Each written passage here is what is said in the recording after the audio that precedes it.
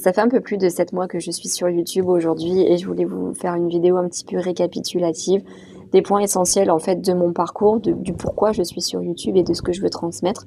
Et si vous ne me connaissez pas, une vidéo de présentation pour vous dire un petit peu qui je suis, pourquoi je suis sur YouTube et ce que j'ai envie de faire et d'être aussi. Mon prénom donc c'est Alice et j'ai 33 ans. Pourquoi je suis sur YouTube? Parce que je veux transmettre des messages sur le syndrome d'abandon qui pour moi est parfois minimisé, donc je veux vraiment être un peu porte-parole, on va dire ça comme ça, sur ce sujet-là. Mon histoire d'adoption, là, pour le coup, c'est singulier parce que chaque histoire a ses particularités et sa force. Et bon, juste partager mon histoire avec ce que je suis.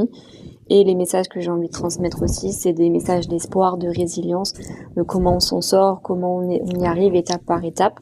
Moi, je suis toujours pas à l'apogée de ce que je voudrais être, hein. Il y a encore plein d'étapes, il y a encore plein de choses à accomplir, mais je pense que j'ai quand même réussi majoritairement tout ce que je voulais aujourd'hui. Donc, sachez que si vous êtes mal en regardant cette vidéo, eh ben, vous pouvez vous améliorer. Il n'y a aucune raison que ça ne se fasse pas.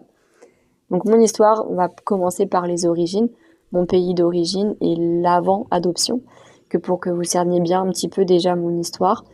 Donc pour commencer, j'ai été retrouvée dans la rue quand j'étais bébé, donc le premier mois de ma vie, ou vraiment à la naissance. Et j'ai été donc du coup retrouvée par les autorités indiennes qui ensuite, elles, m'ont déposé, m'ont confié à l'orphelinat qui s'appelle Asha Sadan, donc qui est à Bombay, et je suis restée 1 an avant que mes parents adoptifs viennent me chercher.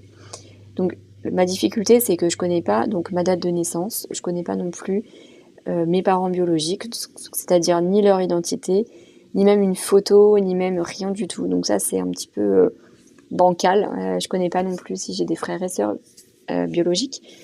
Je connais pas tout ça. Et ça, c'est un gros point d'interrogation qui m'a suivi pendant très longtemps et qui fait que les fondations sont pas très stables et parfois ça peut effectivement déstabiliser même dans le futur. C'est pas parce qu'on a été adopté bébé qu'on doit tout oublier et nous faire dire que bon bah ça y est, t'as été adopté bébé, donc on va pas faire tout un plat et c'est passé et passe à autre chose.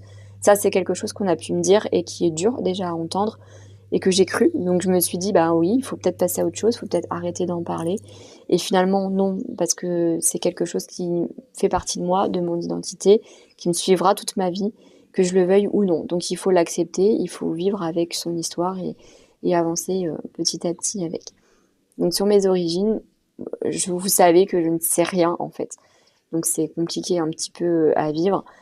La seule chose que je sais, ou en tout cas qui peut faire partie de mon identité indienne, c'est le prénom